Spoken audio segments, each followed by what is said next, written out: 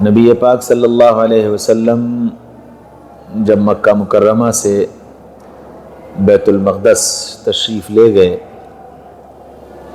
تو ایک وادی پر گزر ہوا جہاں بہت تیز خوشبو آ رہی تھی۔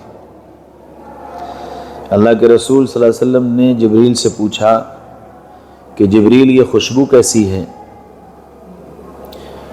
تو آپ نے فرمایا کہ اے اللہ کے رسول، یہاں فرعون کے سر میں کنگھا کرنے والی ایک باندی مدفون ہے، دفن کی گئی ہے، اس کے ایمان کی خوشبو ہے۔ تو اللہ کے رسول صلی اللہ علیہ وسلم نے پوچھا کہ اس کی یہ مقام اس کو کیسے حاصل ہوا؟ فرمایا کہ جب موسیٰ علیہ السلام نے فرعون کو ایمان کی دعوت دی اور اللہ کی وحدانیت اور اللہ کی ربوبیت کے اقرار کرنے کی طرف اس کو بلایا، تو فرعون نے تو نہیں مانا، لیکن فرعون کی بیوی آسیہ، انہوں نے اندر اندر موسیٰ علیہ السلام کی نبوت کو اور اللہ کی وحدانیت اور ربوبیت کو تسلیم کر لیا، اور حضرت آسیہ کے ساتھ ساتھ فرعون اور اس کے گھر والوں کے سر میں کنگھا کرنے والی مشاپہ، اس کا نام تھا، اس نے بھی ایمان قبول کر لیا۔ ایک دن فرعون کو کنگھا کرتے ہوئے اس کے ہاتھ سے کنگھا زمین پر گر پڑا، تو وہ اس کنگھے کو اٹھانے کے لیے جھکی اور کنگھے کو اٹھاتے ہوئے اس کی زبان سے نکلا بسم اللہ۔ فرعون نے یہ سن لیا تو وہ کہنے لگا کہ تو نے کیا کہا؟ اس نے کہا بسم اللہ۔ تو وہ کہنے لگی بسم اللہ؟ فرعون نے کہا بسم اللہ کہ ہاں،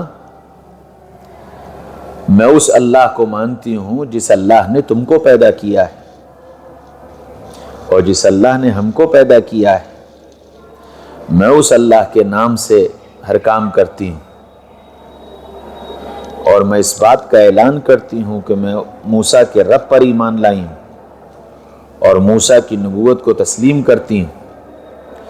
تو فرعون نے یہ کہا کہ تم جانتی ہو کہ اس کا انجام کیا ہوگا؟ اس نے کہا جانتی ہوں۔ تو فرعون نے یہ کہا کہ میں تمہیں سخت ترین سزا دوں گا، ایسی سزا کہ تمہاری سزا میرے پورے خاندان کے لیے عبرت بن جائے، اور کوئی میرے خاندان میں اور میری حکومت میں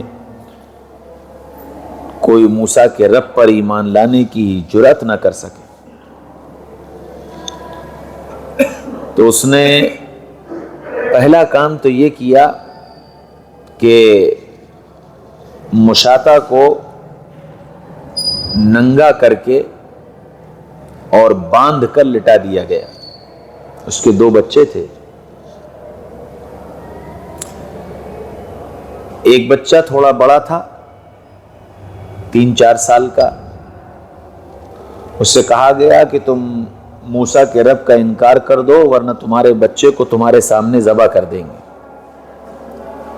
اس نے کہا مجھے منظور ہے۔ تو اس کے بچے کو اس کے سامنے ذبح کر دیا گیا۔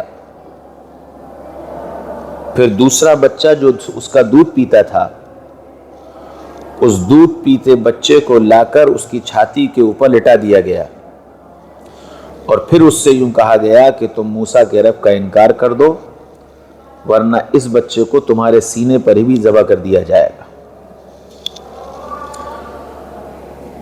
اس نے کہا کہ میں تو ایمان لا چکی اور اب تمہیں جو کرنا ہو وہ کرو۔ چنانچہ اس بچے کو مشاطہ کے سینے پر ذبح کر دیا گیا اور پھر ذبح کر کے ان بچوں کو کھولتے تیل میں ڈال دیا گیا۔ وہ جل کر ان کا گوشت ختم ہو گیا اور ہڈیاں بچ گئیں۔ پھر مشاطہ سے کہا گیا کہ ایمان چھوڑ دو ورنہ ہم تمہاری کھال اتار دیں گے۔ اس نے کہا کہ جب میں نے اپنے بچوں کے ذبح ہونے پر اپنے رب کو نہیں چھوڑا تو میں اپنی جان پر اپنے رب کو کیا چھوڑ سکتی ہوں۔ چنانچہ لوہے کی کنگھی سے اس کے پورے جسم کی کھال کو اتار کر اس پر لال مرچیں چھڑکی گئیں۔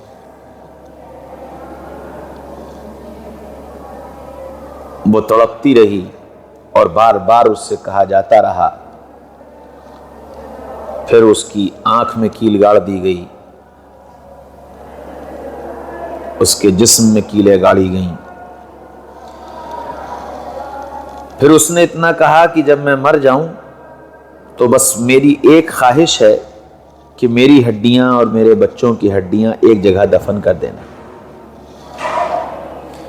تو اللہ کے رسول جس جگہ اس کی اور اس کے بچوں کی ہڈیاں دفن کی گئی ہیں،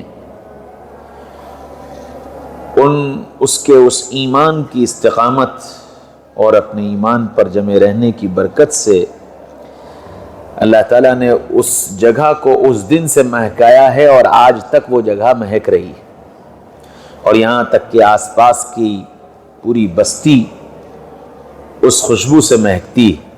یہ وہ خوشبو ہے جو آپ کو آ رہی ہے۔